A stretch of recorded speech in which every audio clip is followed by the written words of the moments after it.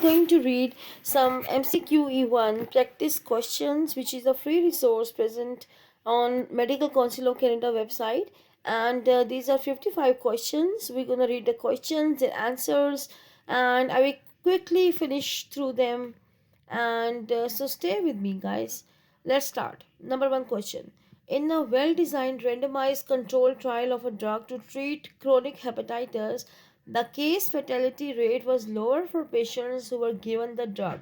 This result was followed by the notation that is P equal to probability equal to 0.05. Which one of the following statement best applies? Okay, and treated patients were 20 times less likely, then the probability is 1 in 20, then the observed differences could have happened by chance alone because it's related to probability, so that makes sense. Then the chance is 1 in 20 that a difference would be found again. In improved chance of survival and mortality rate, nothing is everything looks contradictory to the statement. Only B feels to be the right answer. Let's have a look. Okay, I'm opening the answers side by side. So, yes, B is the right answer.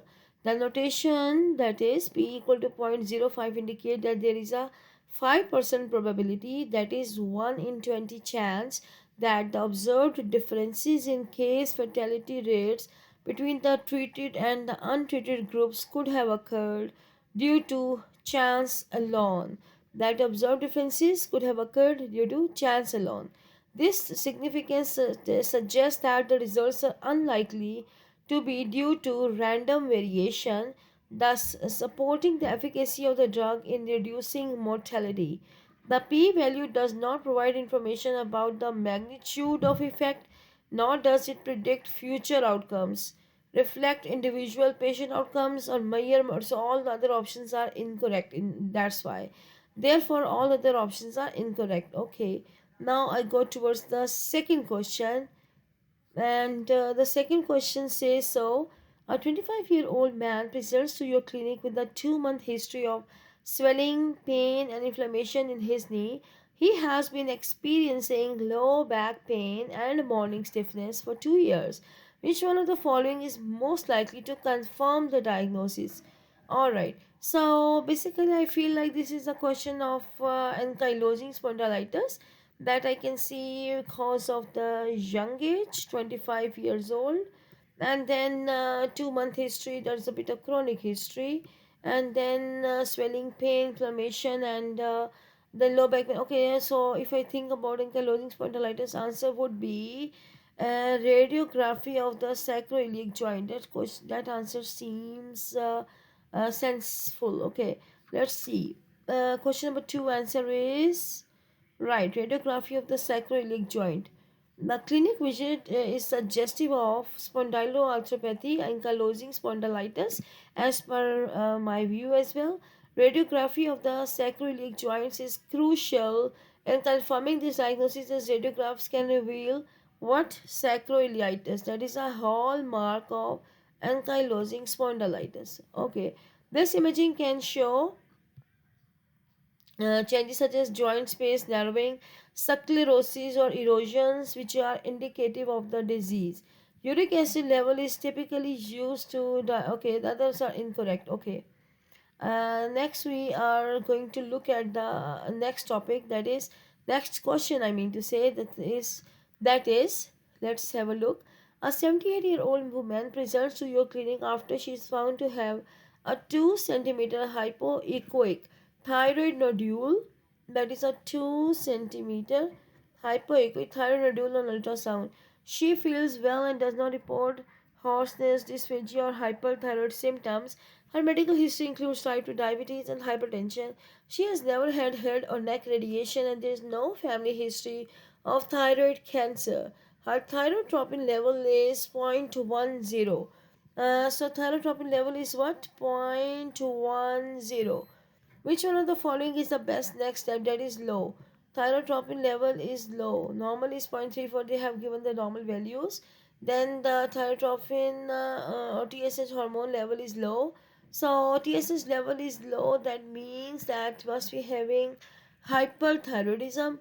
and but there are no symptoms, does not have no symptoms, and then no family history of cancer even, and then TSH level although is low, but it means hyperthyroidism. So what we need to do next? We need to repeat. No, we need to do. Okay, let's see. CT scan of the neck. Why? No family history or anything. Doesn't make sense. Thyroid antibody levels. Hypoechoic thyroid nodule is present. Okay. TSH level is low. I don't think so. Then FNAC of thyroid doesn't look like malignancy. Repeat thyroid ultrasound in 6 months, and thyroid uptake and scan. Maybe as is a nodule, and we can do the thyroid uptake and scan. Let's see. I'm going to look at the answer now.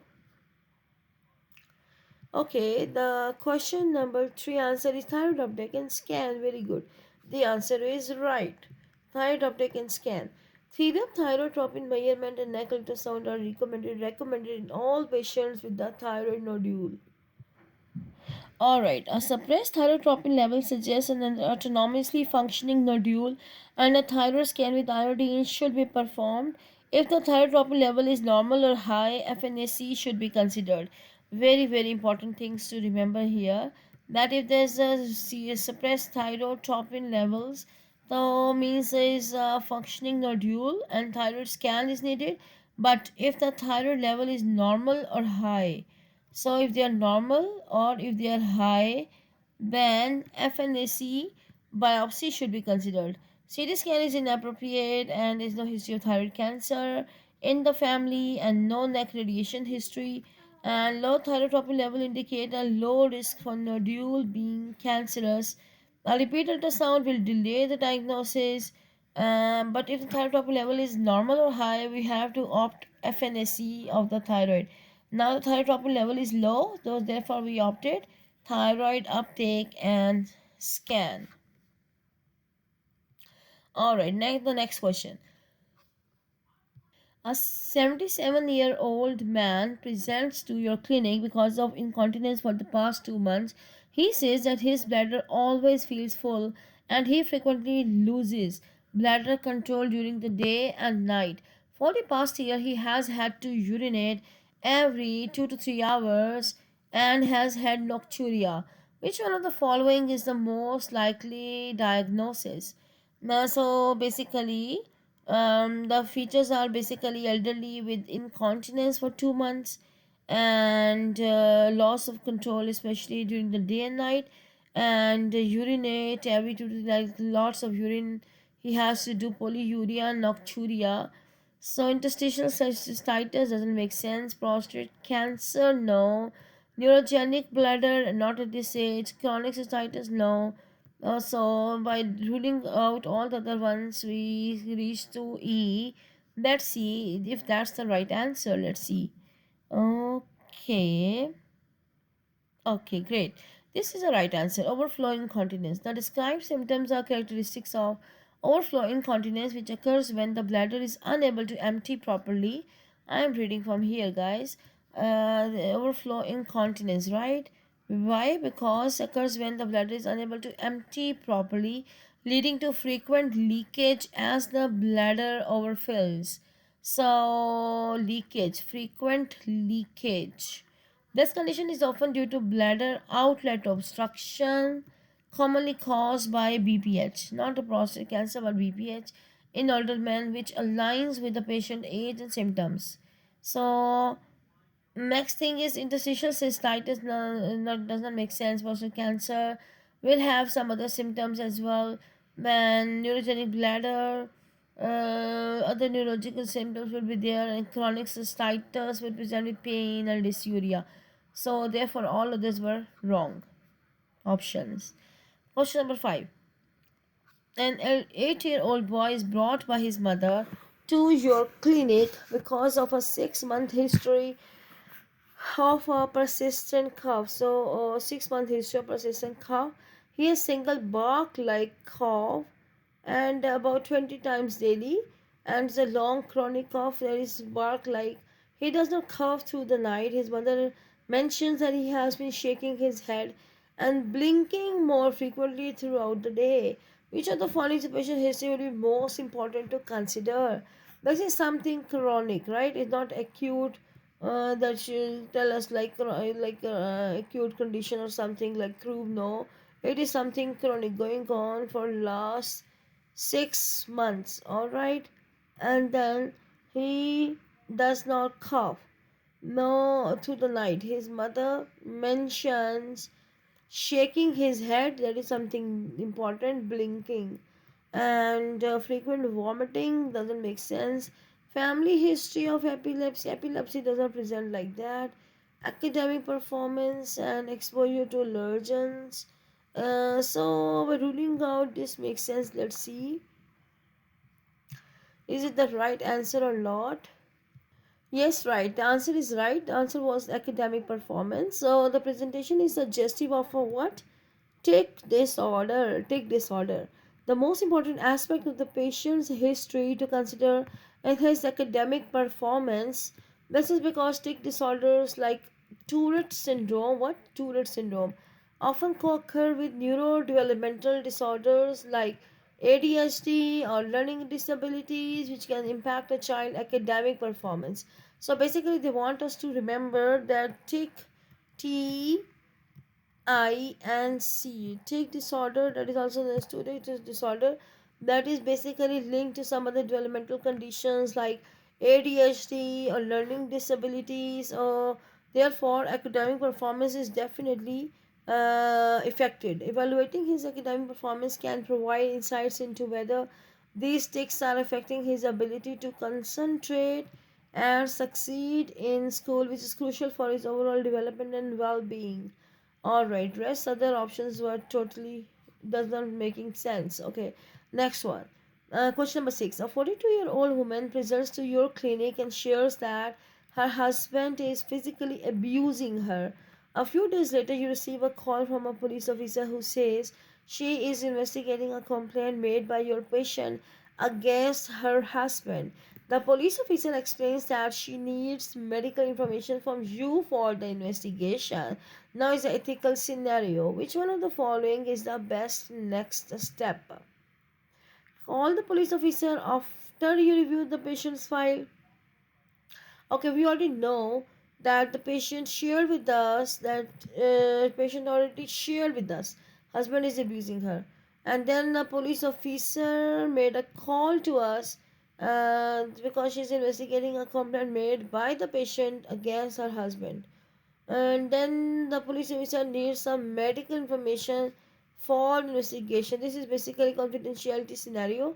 Should we breach the confidentiality or no? Let's see. Call a police officer after you contact the patient to discuss the request, and the police officer medical legal report refuses to speak with the police officer. So this is a matter of confidentiality. So what we need to do?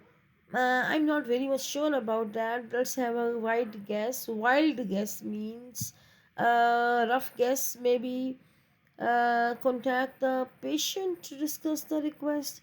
Maybe if you want to take her consent or something. Let's see, guys.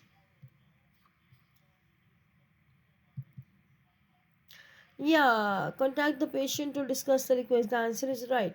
In this scenario, the primary concern is the patient's safety and confidentiality, right?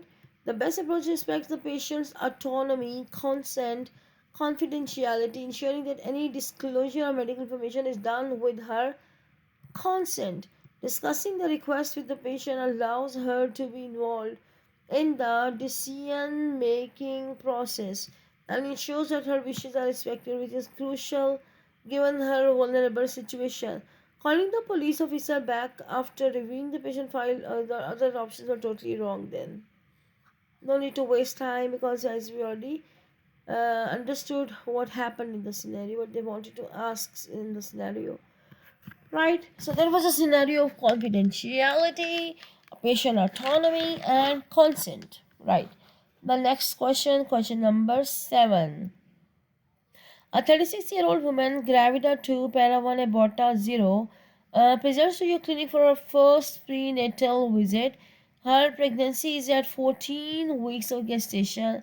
She is 25 centimeter tall and weighs 140 kg. That is BMI is 58. Wow, look at the BMI. It seems very high. Normal BMI is up till maybe 25 and then it's 58. Okay. Her pre-pregnancy weight was 138 kg. That was also very high. So she is basically a obese female. Which of the following is the best advice to give the patient about weight gain during pregnancy? Already she was obese before the pregnancy. Now she should gain 12 kg to 18 kg. Oh, that would be too much. Her weight gain should be based on her pre-pregnancy BMI. Her risk of having a Mcqs or million lower if she gains now. I should get 400 gram each week now. Should be getting the calories now. She's pregnant, so weight gain. That statement makes much sense. That should be based on her pre-pregnancy BMI. Let's see, guys. What's the right answer here? Great, we got the right answer. Her weight gain should be based on her pre-pregnancy BMI. It is crucial to consider pre-pregnancy BMI when discussing weight gain during pregnancy. Women with a higher BMI, such as this patient, are generally advised to gain less weight during pregnancy. Important to know. Compared with those who have a BMI in the normal range. Suggesting a weight gain of 12 to 18 kg is inappropriate for a woman with a high BMI, as it exceeds the recommended guidelines. So basically, the weight gain should be reciprocal to her pre-pregnancy weight, right? Great, answer is right. Next question we are going to read. Next question is, a 26-year-old man presents to your clinic with an ejaculation which he has had since he started taking paroxetine. Do you know what is paroxetine? Paroxetine is antidepressant, SSRI. He has major depressive disorder. He would like to switch to a different antidepressant. So all these antidepressants have a side effect called erectile dysfunction. So what we need to switch this patient on? We need to switch it on fluoxetine again, sexual dysfunctioning, bupropion, phenelzine, clomipramine, I'm not sure. Venlafaxine, no, no, bupropion, clomipramine, clomitricine, not at all. Phenelzine, no, okay, let's see. Maybe I think bupropion is the right answer, but I'm not 100% sure. Therefore, I am putting on the question mark. Okay, let's see in the file. Oh yes, bupropion. That is the right answer. And ejaculation. So we need to give us a good appreciation for us. That is yes. So bupropion is the right answer, right? An ejaculation is a known adverse effect of SSRI. The word an ejaculation means erectile dysfunction, sexual dysfunction. Switching to an antidepressant with a lower risk is a reasonable approach. So bupropion, that is the most indicated medication because it's an atypical antidepressant. Again, it's what is this type is called atypical antidepressant. Primarily affects the norepinephrine and dopamine reuptake rather than serotonin. This mechanism actually associated with the low incidence of adverse effect on sexual dysfunctioning. So basically, bupropion. Therefore, everybody likes bupropion as compared to the other drugs. Okay. Then next question we need to learn. Keep in mind if SSRI have sexual dysfunction side effects, switch to bupropion. All right. Today I'm going to read first 10 questions. Okay. Luckily, we are on question number 9 now. We are roughly spending 2 minutes per question, right? A 24-year-old man presents to your clinic for the first time and reports having had suicidal thoughts for most of his life. He says he and his girlfriend recently broke up and he is feeling alone and abandoned. He also notes that he often feels empty mood unstable, people think I am a little bit crazy, they never know what I am going to do. These symptoms are indicative of which of the following personality disorder? That's interesting question. It's from psychiatry, and they are going to ask about the personality disorder. What type of personality is this? Okay, he has suicidal thoughts, then feels lonely, abandoned, feels empty, mood is very unstable, and antisocial, no, narcissistic, no, not at all, borderline, suicidal thoughts of people borderline, they tend to harm themselves. Antisocial, no. Histrionic, not at all. So schizotypal means some schizophrenia features as well, no. So the only thing remaining here is borderline. Let's have a look at the answer. Borderline or not? Let's see.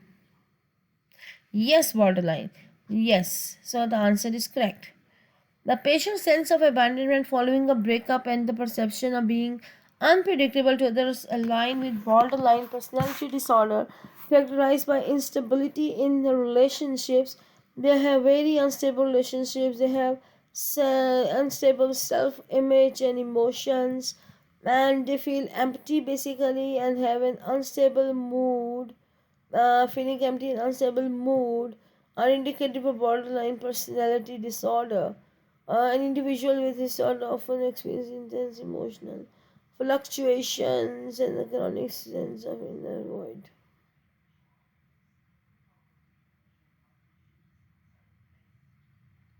Okay, so the answer makes sense that borderline personality disorder.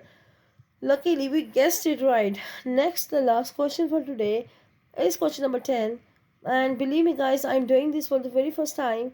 So, I didn't read it before. I'm reading this file with you for the very first time. So, bear with me if I make a mistakes as well.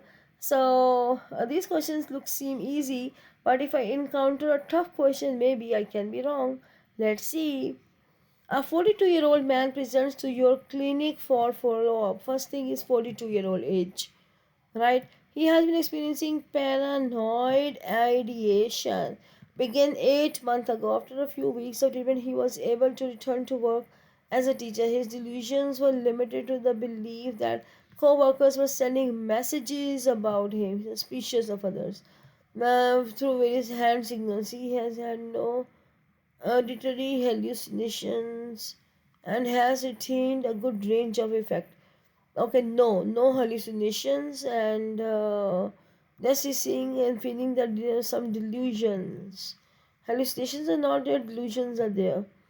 Okay, which of the following is the most likely diagnosis? Very important question now. Okay, so at 42-year-old, all started 8 months ago, more than 6 months, we can say schizophrenia. Let's see, his delusions are there, no auditory hallucinations.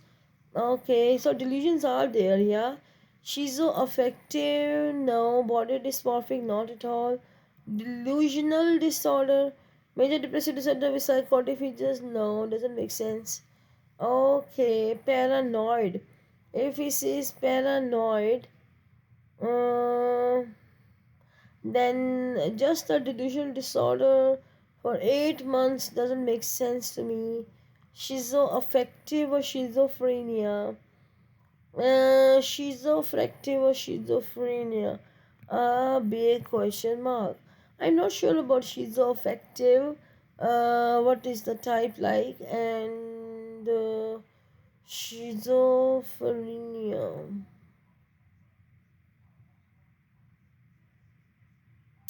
Okay, wild guess, guys. Wild guess, guys. Maybe. Mm, schizophrenia. Let's see. I'll make a small take. Let's see if it's right or not. Okay, guys. The answer is delusional disorder. No, this answer is wrong. I'm going to make a sad face. I got the wrong answer. Mm. Okay, the presentation aligns closely with delusional disorder. So, for 8 months, she says having delusions characterized by the presence of one or more delusions for at least 1 month without the full criteria for schizophrenia being met. This is further supported by the absence of hallucinations. So, no hallucinations means no schizophrenia, maybe. And these features are inconsistent with schizophrenia or schizoaffective disorder.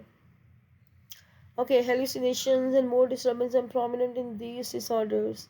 Okay, alright. So next, other things make sense. That schizophrenia should have hallucinations, and schizoaffective and other features, not only delusions. So solely only delusions means a delusional disorder.